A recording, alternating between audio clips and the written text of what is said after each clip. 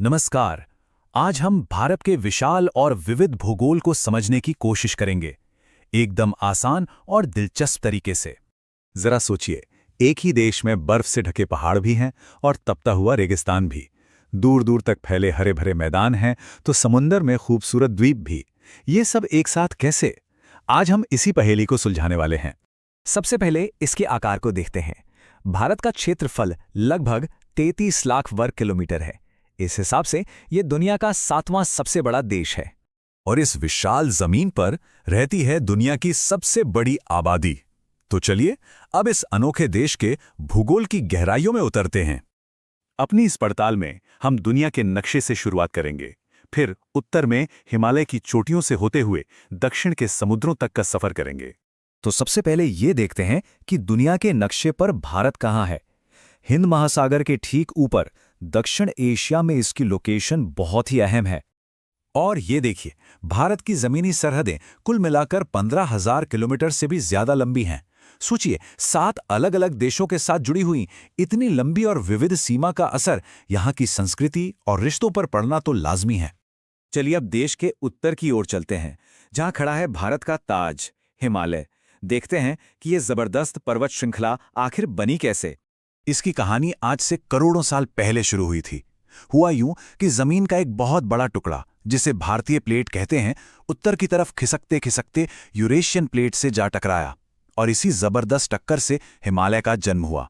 पर देखिए, हिमालय कोई एक अकेली पर्वत श्रृंखला नहीं है। ये असल में एक दूसरे के समानांतर फैली 3 अलग अलग रेंज हैं और हर एक की अपनी खासियत है। इन्हीं पहाड़ों में मौजूद है K2, जो भारत के दावा किए गए क्षेत्र की सबसे ऊंची और दुनिया की दूसरी सबसे ऊंची चोटी है। अच्छा, हिमालय के ठीक नीचे आते ही हमें मिलते हैं भारत के विशाल उत्तरी मैदान। ये दुनिया के सबसे बड़े और सबसे उपजाऊ मैदानों में से एक हैं। ये मैदान नदियों द्वारा लाई गई मिट्टी से बने हैं और ये मिट्टी भी 2 तरह की है। पुरानी जलोढ़, जिसे बांगर कहते हैं, और नई जलोढ़, जिसे खादर कहते हैं। खादर वाली जमीन हर साल नई हो जाती है, इसलिए ये खेती के लिए बहुत ही ज्यादा उपजाऊ होती है।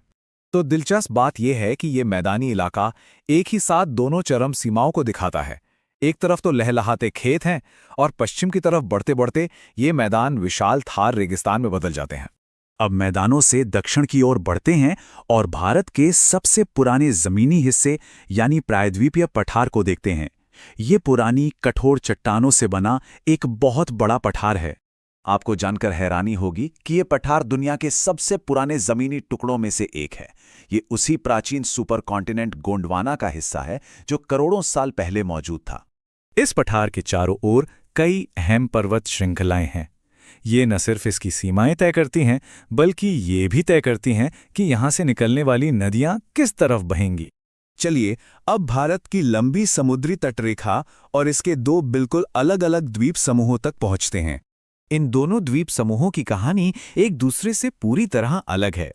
एक तरफ लक्षद्वीप है, जो छोटे छोटे समुद्री जीवों यानी मूंगों से बना है, तो दूसरी तरफ अंडमान और निकोबार हैं, जो असल में समुद्र के नीचे डूबी हुई एक विशाल पर्वत श्रृंखला की चोटियां हैं। और हाँ, यहीं पर है बैरन द्वीप, भारत का इकलौता सक्रिय ज्वालामुखी, बंगाल की खाड़ी में एक एक्टिव ज्वालामुखी। ये इस बात का सबूत है कि जमीन के नीचे आज भी हलचल जारी है। तो अब तक हमने पहाड़, मैदान, पठार और द्वीपों की बात की। अब इन सब को जोड़कर देखते हैं कि ये सब मिलकर भारत की जलवायु यानी यहाँ के मौसम पर कैसे असर डालते हैं।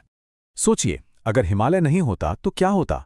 उत्तर से आने वाली बर्फीली हवाएं पूरे उत्तरी भारत को बहुत ठंडा बना देती। हिमालय एक दीवार की तरह खड़ा होकर हमें इन हवाओं से बचाता है। और कमाल की बात तो ये है कि थार रेगिस्तान एक तरह से भारत के मॉनसून का इंजन है।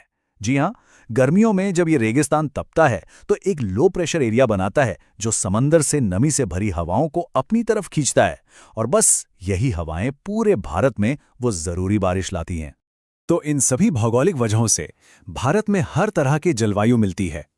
बर्फीले पहाड़ों वाली अल्पाइन जलवायु से लेकर तपते रेगिस्तान तक और घने जंगलों वाली मॉनसून जलवायु तक, सब कुछ यही है। तो आखिर में एक सवाल उठता है कि भूगोल की ये जबरदस्त विविधता क्या भारत के लिए एक चुनौती है, या फिर यही वो धागा है जो अलग-अलग संस्कृतियों और लोगों को एक साथ पिरोकर एक देश बनाता है? ये एक ऐसा सवाल है जो हमें भूगोल और पहचान के रिश्ते पर सोचने की